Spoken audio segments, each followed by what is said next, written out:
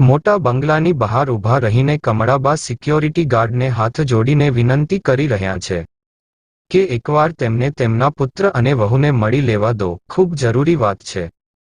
પહેલા તો સિક્યોરિટી ગાર્ડવાળો એમને એમ કહીને ભગાડી દે છે કે તમારી જેવા ભિખારી મારા સાહેબના માતા પિતા ના હોઈ શકે, તમે જરૂર ખોટું બોલી રહ્યા છો, નીકળી જાઓ આ ઘરમાંથી.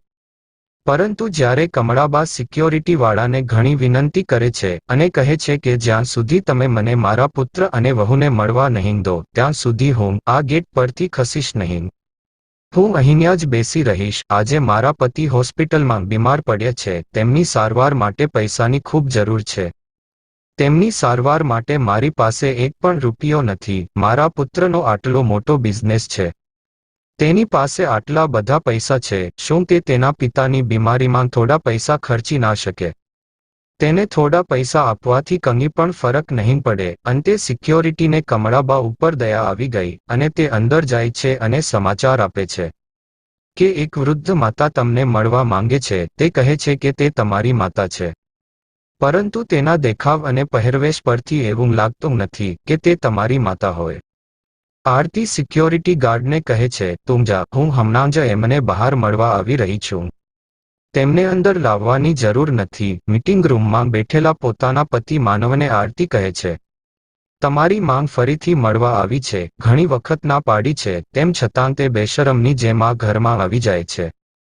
ખબર નહીં શું સમજે છે, પૈસા તો એવી રીતે માંગવા આવી જાય છે જાણે તે આ ઘરમાં પૈસા રાખીને ગઈ હોય. ગઈકાલે બહુ અપમાન કરીને ભગાડ્યા હતા, તેમ છતાં પણ આવી ગઈ, શરમ નથી આવતી. ચાલો આપણે બંને જઈને તેમને બરાબર ના ખખડાવીએ કે ફરીથી અમારા ઘરે ના આવતા અને અમને પરેશાન ના કરતા. માનવ અને આરતી ઘરમાંથી બહાર નીકળીને દરવાજા પાસે આવે છે. પોતાના પુત્ર અને વહુને આવતા જોઈને કમળાબા પોતાની વહુ અને પુત્રને સામે આશાભરી નજરે જોઈ રહ્યા છે. વહુ અને પુત્ર તેમને મળવા આવી રહ્યા છે તો જરૂર તે મારી મદદ કરશે. કમળાબા તેમની વહુ અને પુત્રની સામે હાથ જોડીને ઊભા હતા અને કહ્યું, દીકરા તું આવી ગયો, બહુ સારું કર્યું. તારા પિતાની તબિયત ખૂબ જ વધારે ખરાબ છે, તે 4 દિવસથી હોસ્પિટલમાં દાખલ છે. હું છેલ્લા 4 દિવસથી ઘરે આવું છું, પરંતુ તું મને મળતો જ નહોતો, માત્ર વહુ જ મને મળતી હતી અને તે ના પાડી દેતી હતી. દીકરા, તારા પિતાની સારવાર માટે મારે પૈસાની જરૂર છે, મને થોડા પૈસા આપી દે. તો તેમની વહુએ કહ્યું, એ ડોસી, ચાલ નીકળ અહીંથી, કોઈ પૈસા બૈસા નહીં મળે તને. પહેલાથી જ અમે તમારા ઉપર ઘણા બધા પૈસા ખર્ચ કરી ચૂક્યા છે. હમણાં 4 દિવસ પહેલા આવી હતી ત્યારે જ તે પૈસા માંગ્યા હતા તો મેં તને 2000 રૂપિયા આપ્યા હતા ને હવે આનાથી વધારે રૂપિયા તને નથી મળવાના, નીકળી જા આ ઘરમાંથી. વહુ, તે જે 2000 આપ્યા હતા તેમાંથી તો તારા સસરાની 2 દિવસની દવાઓ પણ નથી આવી. મારી પાસે એટલા પૈસા નથી કે હું તેમની દવાઓ અને સારવારનો ખર્ચ ઉઠાવી શકું. દીકરા, તું તો તારા પિતા વિશે કંઈક વિચાર, આખરે તે તારા પિતા છે. તો તેમના પુત્રએ કહ્યું કે માં, મારી સાથે આ ફાલતુ વાત ના કર અને તું મને ઇમોશનલી બ્લેકમેલ કરવાનો પ્રયાસ કરી રહી છે. મને બધું સમજમાં આવે છે. હું એટલો સહેલાઈથી તારી વાતમાં નથી આવવાનો અને હવે પાછી આ ઘરમાં ક્યારેય ના આવતી. કમળાબા પોતાના પુત્ર અને વહુની વાત સાંભળીને નિરાશ થઈ ગયા. માનવ પોતાની પત્ની આરતીને કહે છે, આરતી, હું મીટિંગ માટે નીકળું છું, સાંજ સુધીમાં પાછો આવીશ. પોતાના પુત્રને ગાડીમાં ક્યાંક જતો જોઈને કમળાબાએ કહ્યું, દીકરા, તું ઓફિસે જઈ રહ્યો છે. ઓફિસના રસ્તામાં જ સરકારી હોસ્પિટલ આવે છે તો તું શું મને તારી ગાડીમાં હોસ્પિટલ છોડી દઈશ? આટલું તો તારી માંગ માટે કરી જ શકે. તો આરતી જોરથી પોતાના સાસુને કહે છે, ડોસી, તારી ઓકાત નથી ગાડીમાં બેસવાની. ચૂપચાપ ચાલીને જતી રહે. મારી ગાડીને અડવાની પણ હિંમત ના કરતી. તને મારી ગાડીમાં બેસાડીને હું મારી ગાડીને ગંદી કરવા નથી માંગતી. ખબર નહીં ક્યાંથી દોડ્યા આવે છે. ગાડીમાં બેસવા માટે ઓકાત જોઈ છે પોતાની, રિક્ષામાં બેસવાની ઓકાત નથી અને ગાડીમાં બેસવાની વાત કરી રહી છે.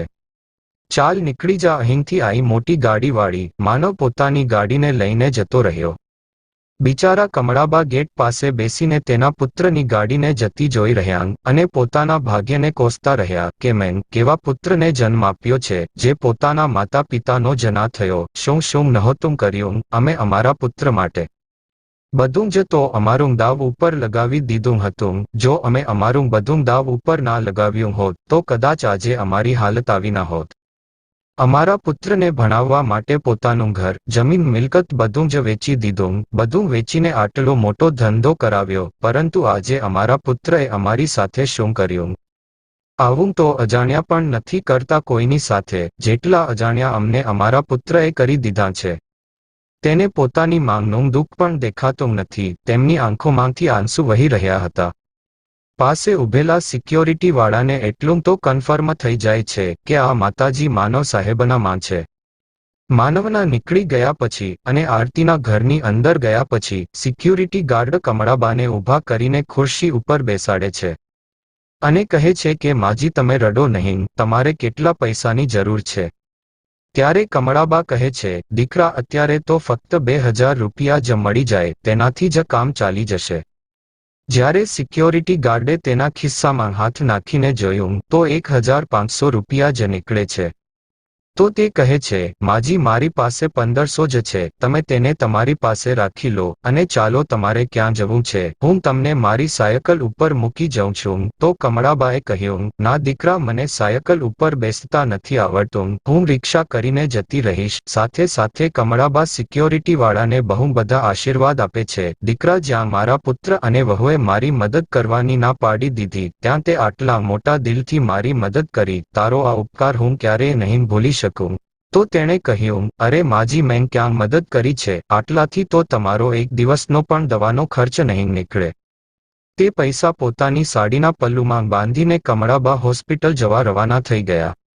હોસ્પિટલના પલંગ ઉપર આડા પડીને નરેન્દ્રજી તેમની પત્નીના આગમનની આતુરતાથી રાહ જોઈ રહ્યા હતા. તેમને લાગી રહ્યું હતું કે તે પુત્ર અને વહુ પાસે મદદ માંગવા ગઈ છે. કદાચ મારો દીકરો અને વહુ મદદ કરી દે તો કમસે કમ મારી પત્નીની થોડી પરેશાની ઓછી થઈ જાય. એક તો હું બીમાર પડ્યો છું, ઉપરથી પૈસાની તંગી છે, બિચારી કેટલી દોડાદોડી કરી રહી છે. પરંતુ કમળાબાનો ઉદાસ ચહેરો જોઈને તે સમજી જાય છે કે તેમના નાલાયક પુત્રએ પોતાની માની મદદ નથી કરી. તેમનો નાલાયક પુત્ર પૈસાના મોહમાં એટલો ખોવાયેલો છે કે તેને તેના વૃદ્ધ માતા પિતાની સમસ્યાઓ દેખાતી જ નથી. કમળાબા પોતાના પતિની પાસે આવીને જોર જોરથી રડવા લાગે છે કે આજે આપણા દીકરાએ આપણને દગો આપી દીધો. આપણો પુત્ર આપણો ના રહ્યો, તેણે આપણને મુશ્કેલીના સમયમાં એકલા છોડી દીધા. આપણે તો આપણા દીકરાને આટલી ઊંચાઈએ પહોંચાડવા માટે કંગાલ થઈ ગયા છીએ. પરંતુ દીકરો ઊંચાઈ પર પહોંચ્યા પછી પોતાના માતા પિતાને જોવા પણ માંગતો નથી. જે માતા પિતાએ તેને આટલી ઊંચાઈએ પહોંચાડ્યો છે તે જ માતા પિતા હવે તેને ભિખારી લાગે છે, લો સ્ટાન્ડર્ડ લાગે છે. હોસ્પિટલમાં બાજુના જ પલંગ ઉપર આડો પડેલો એક વ્યક્તિ કે જે આ શહેરનો એક બહુ મોટો બિઝનેસમેન છે, તે કમળાબા અને નરેન્દ્રજીની બધી વાતોને સાંભળી લે છે અને જ્યારે પોતાના પલંગ ઉપરથી ઊભો થઈને નરેન્દ્રજીની પાસે આવે છે ત્યારે તેમને જોઈને દંગ રહી જાય છે.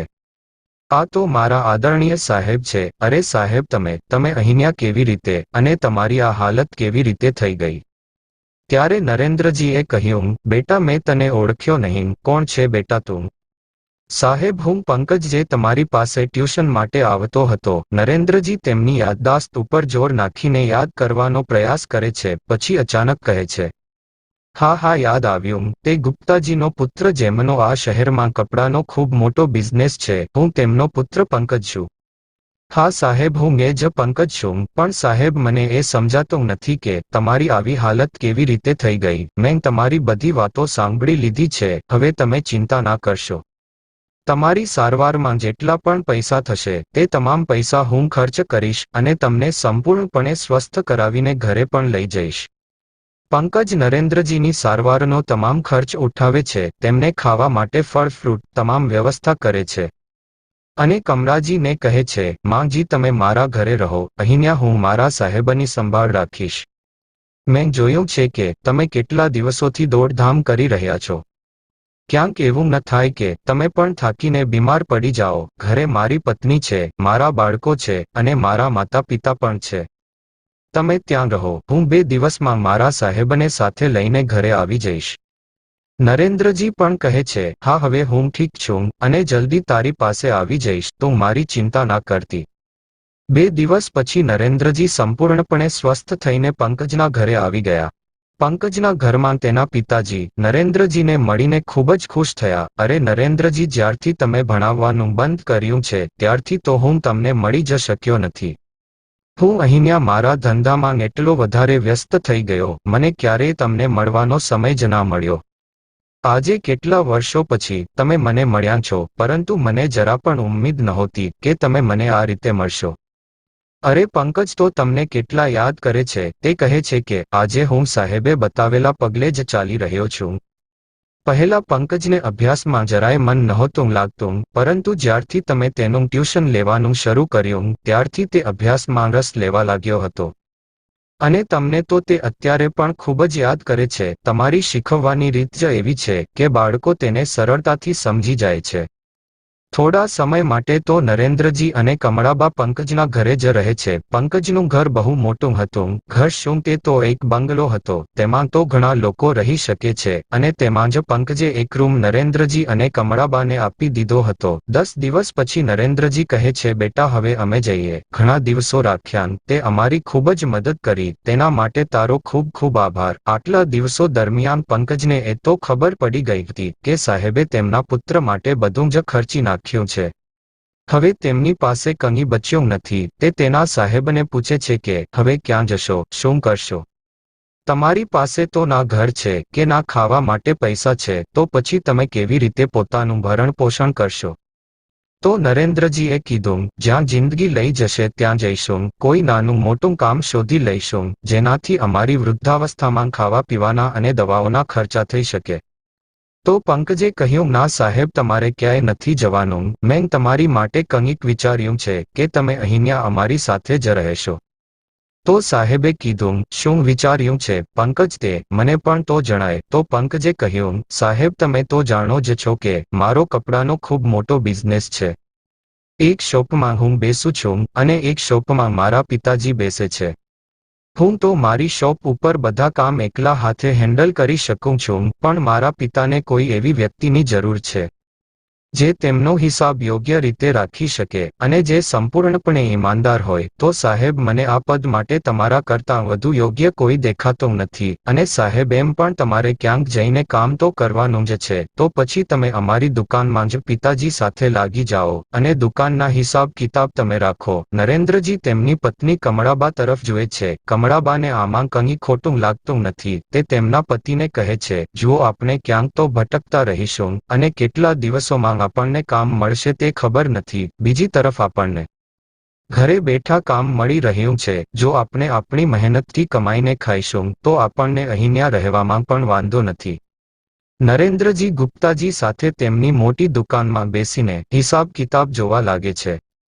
આખું વર્ષ તો તે ગુપ્તાજી સાથે બેસીને દુકાનનો હિસાબ કિતાબ જુએ છે.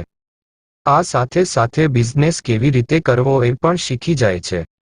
એક વર્ષ સુધી મહેનત કર્યા પછી તેમની પાસે એટલા પૈસા ભેગા થઈ જાય છે કે તે તેમની પત્ની કમળાબાને કહે છે, આપણે પણ એક નાનકડી કપડાની દુકાન ખોલી દઈએ, ખૂબ જ ફાયદો થાય છે. તો કમળાબાએ કહ્યું, તમે અત્યારે કેવી વાત કરો છો? એવું લાગે છે કે તમારું મગજ પણ ઉંમર સાથે ખરાબ થઈ ગયું છે. અરે 65 વર્ષે તમે કંઈક કરવા જશો તો લોકો મજાક ઉડાવશે કે વૃદ્ધાવસ્થામાં બિઝનેસ કરવા જઈ રહ્યો છે. નરેન્દ્રજી કહે છે કે તું તેની ચિંતા ના કર. આ કામમાં પંકજે કહ્યું છે કે એમાં મારી મદદ કરશે. મારે દોડધામ કરીને વધારે કામ નહીં કરવું પડે. તે તેની આટલી મોટી દુકાનનો સામાન મંગાવે છે તો તેમાં મારો સામાન પણ મંગાવતો રહેશે. અને એક દિવસ નરેન્દ્રજી 65 વર્ષની ઉંમરે કપડાંની દુકાન ખોલે છે. આજુબાજુના લોકો દુકાન જોઈને કહે છે, દાદા, તમે આ ઉંમરે દુકાન ખોલી રહ્યા છો, કેટલા વર્ષ સુધી બિઝનેસ કરવાનો ઈરાદો છે? બેટા, જ્યાં સુધી જીવીશ હાથ પગ ચાલતા રહેશે ત્યાં સુધી બિઝનેસ કરતા રહીશું. જે દિવસે નહીં થાય તે દિવસે જોઈ લઈશું કે શું કરવું છે. ધીરે ધીરે કરીને નરેન્દ્રજીની દુકાન ખૂબ જ સારી રીતે ચાલવા લાગી. ખૂબ નફો થવા લાગ્યો. હવે નરેન્દ્રજીની પાસે પૈસાની કોઈ કમી નહોતી. પંકજની બાજુમાં 100 વારનું નાનું ઘર પણ ખરીદ્યું. તે પતિ પત્ની માટે પૂરતું હતું. આનાથી મોટું ઘર તેમને જોઈતું પણ ન હતું. આવી રીતે 5 વર્ષ વીતી ગયા. એક દિવસ નરેન્દ્રજી તેમની પત્નીને કહે છે, આપને આપણી જવાનીના દિવસોમાં ઘણી મુશ્કેલીઓનો સામનો કરવો પડ્યો. પહેલા પોતાના માતા પિતાની સેવામાં દિવસો વિતાવી દીધા. તું જ્યારે આ ઘરમાં લગ્ન કરીને આવી હતી ત્યારે ત્રણ નણંદો હતી. મારા વૃદ્ધ માતા પિતા હતા.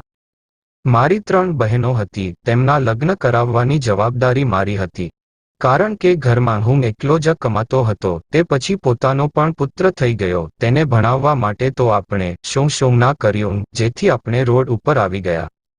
પરંતુ મેં તને ક્યારે એમ નથી પૂછ્યું કે તને શું પસંદ છે, શું લેવું છે. તારી ઈચ્છાઓનું તો હું ક્યારેય ધ્યાન જ ના રાખી શક્યો. પરંતુ આજે આપણે બધી જવાબદારીઓમાંથી મુક્ત છીએ. મારા હાથમાં પૈસા પણ છે. તો આજે હું તને કહું છું કે તારે શું જોઈએ છે. આજે તું જે પણ માંગીશ, હું તારી દરેક ઈચ્છા પૂરી કરીશ. પોતાના પતિના આવા પ્રેમભર્યા શબ્દો સાંભળીને કમળાબાને પોતાની વહુની ગાડીવાળી વાત યાદ આવી ગઈ. જ્યારે તેમની વહુએ તેમને કહ્યું હતું કે ગાડીમાં બેસવાની તમારી ઓકાત નથી. તે તેમના પતિને ખૂબ પ્રેમથી કહે છે કે મારે એક ગાડી જોઈએ છે. નરેન્દ્રજી કહે છે ઠીક છે, ચાલ તને સમય મળે ત્યારે આપણે તારી પસંદગીની નવી ગાડી લઈ લઈશું. હવે તો કમળાબાની ખુશીનું ઠેકાણું નહોતું રહ્યું. તેમનું એક નાનું ઘર પણ થઈ ગયું. પતિ પણ પૈસા કમાવા લાગ્યા અને તેમની પસંદગીની ગાડી પણ આવવાની હતી. જે કામ તેમને જવાનીમાં કરવાનું હતું, જે શોખ જવાનીમાં પૂરા કરવાના હતા, તે સમયે તો તે તેમના પુત્રને ઉછેરવામાં અને અભ્યાસમાં સંપૂર્ણ રીતે વ્યસ્ત રહ્યા. પરંતુ આજે વૃદ્ધાવસ્થામાં તક મળી છે તો તે ખૂબ જ ખુશ છે. થોડા દિવસોમાં તેમના ઘરમાં એક નવી ગાડી આવી જાય છે. નરેન્દ્રજી તેમની પત્ની સાથે નવી ગાડીને લઈને મંદિરમાં ભગવાનને પ્રસાદ ચઢાવવા માટે અને ગરીબોને ભોજન આપવા માટે ગયા હતા. ભગવાનના દર્શન કર્યા પછી જ્યારે તેઓ ગરીબોમાં ખાવાનું વહેંચી રહ્યા હતા ત્યારે તેમની નજર સીડીઓ પાસે બેઠેલી પોતાની વહુ અને પુત્ર પર પડી. પ્રસાદ વહેંચતી વખતે નરેન્દ્રજી સીડીઓ ઉપર બેસેલા પોતાના વહુ અને દીકરા પાસે પણ પહોંચી ગયા અને તેમના હાથમાં પણ પ્રસાદ આપવા લાગ્યા. જ્યારે માનવ અને આરતીએ પોતાના માતા પિતાને સુંદર ચમકદાર પ્રેસવાળા કપડાં પહેરેલા અને મીઠાઈના બોક્સ લઈને ગરીબોમાં વહેંચતા જોયા તો આ જોઈને તેમની આંખો પહોળી થઈ ગઈ કે આ વૃદ્ધો પાસે આટલા પૈસા ક્યાંથી આવ્યા કે તેઓ આટલા બધા બોક્સ વહેંચી રહ્યા છે. આરતી અને માનવ નરેન્દ્રજી પાસે આવે છે અને આજીજીપૂર્વક કહે છે કે પિતાજી, હું માનવ છું, તમારો પુત્ર. નરેન્દ્રજી પાછું વળીને જોઈને પાછા આગળ જવા લાગે છે. માનવ તેના પિતાના પગ પકડીને કહે છે, પિતાજી, મારી વાત તો સાંભળી લો. આરતી પણ તેની સાસુ કમળાબા પાસે જઈને તેમનો હાથ પકડીને કહે છે, માંગજી, અમારે બિઝનેસમાં ઘણું નુકસાન થઈ ગયું. એ નુકસાનની ભરપાઈ કરવા અમે પોતાનું ઘર પણ વહેંચી દીધું.